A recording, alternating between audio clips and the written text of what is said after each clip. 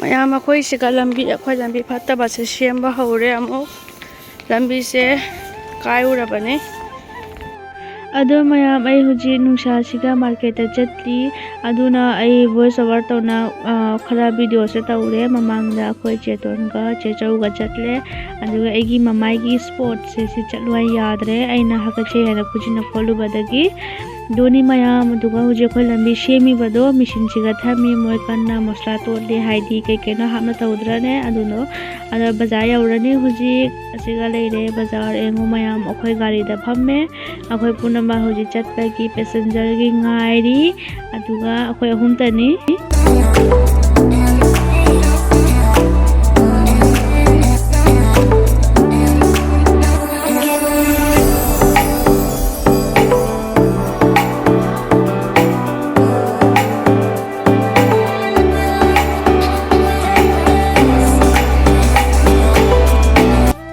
ꯑꯗꯣ ꯃꯌꯥꯝ ꯍꯧꯖꯤꯛ ꯑꯩꯈꯣꯏ ꯌꯧꯔꯦ ꯀꯨꯃꯥꯔꯘꯥꯠꯇ ꯑꯩꯈꯣꯏ ꯍꯧꯖꯤꯛ ꯕ꯭ꯂꯣꯛ ꯑꯣꯐꯤꯁꯇ ꯆꯠꯇꯣꯔꯤꯅꯤ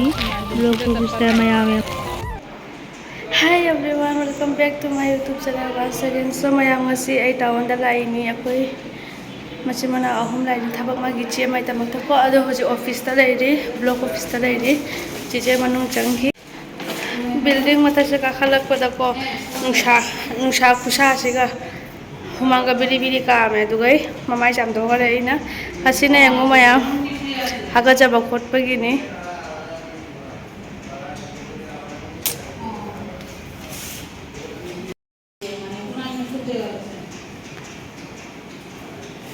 Chiga kare ni akhoi somdagi khusa se mobile se ka focus loba number namdra di khangde ba ko nungsa de phajana sai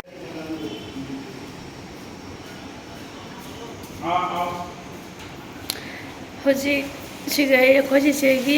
block ki thabak loisalaga ko aigi mo bank da chalu batani bank ki thabak lai aduga bank ki thabak lora sum khara sarane kainama aduga jum chalane ba ko yum de ju sum char rai ni ayuk ta thoklai ni sexula me olan solang e mamai se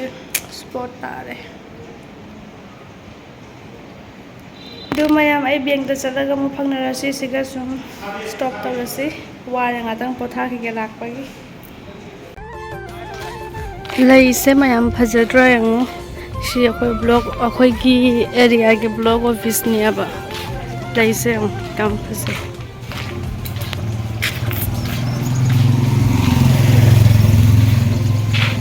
moi bani lai good ego hoji nungsa khusa se kamai sari ana moi bani maning lai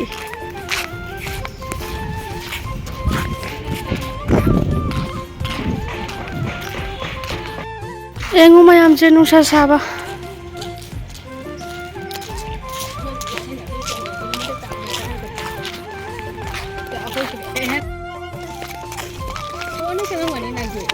kaino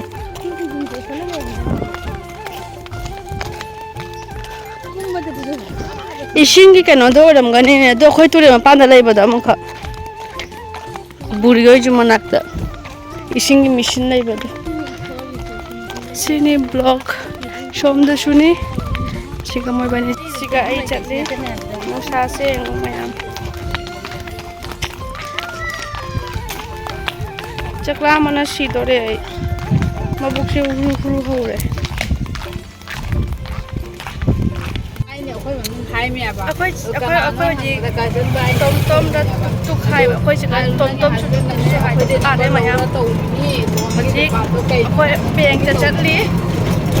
oi de da par lo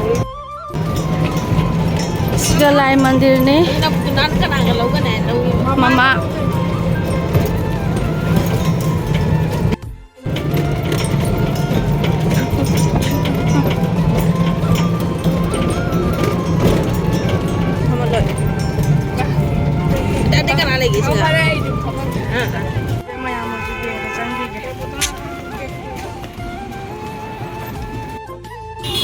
Siga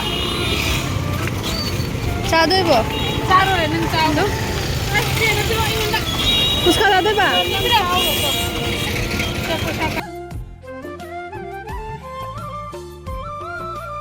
Tha ma se lau roi to. Lâu rồi ba. Jangi ni na, jangi pi ko. Kundra ni Ni oi. ono i de. Hi everyone, do ai ngasai tawandagi lae tawandagi lakpai matungda chatpagi di sum video khara shoot tawre ba nungsa saba khusa juga ai video ga amta namning dia ba yumda sum number mani nungsa khusa duga lambi daga video amta namning dia aduga yumda lakpai matungda freshen up oire mako maru loina luja thoe karigino haidi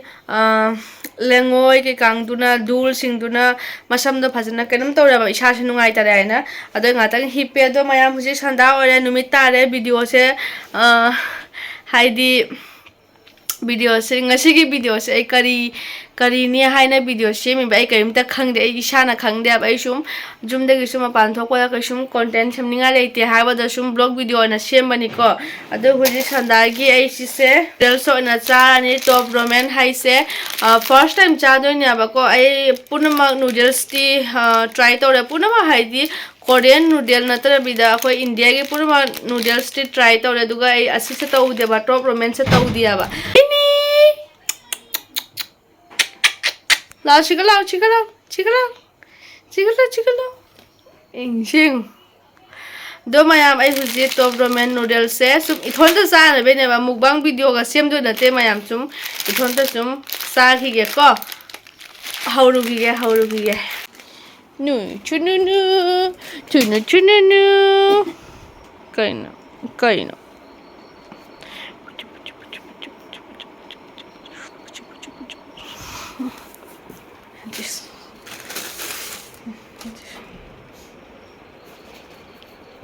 Amanda. Nang cha dei bo. Nang cha ga do. Hai tau se. Hai. Du. Pucucu.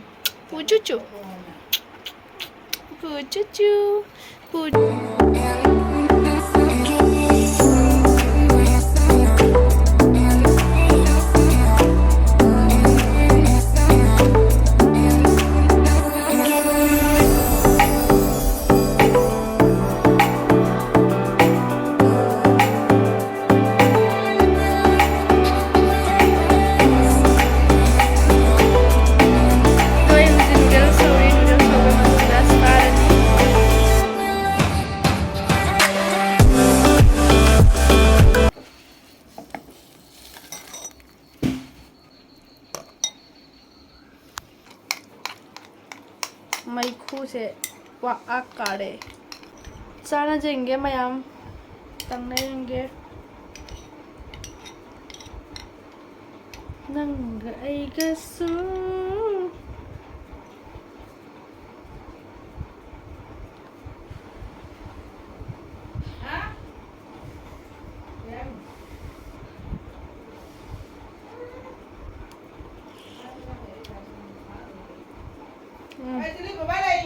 Cool.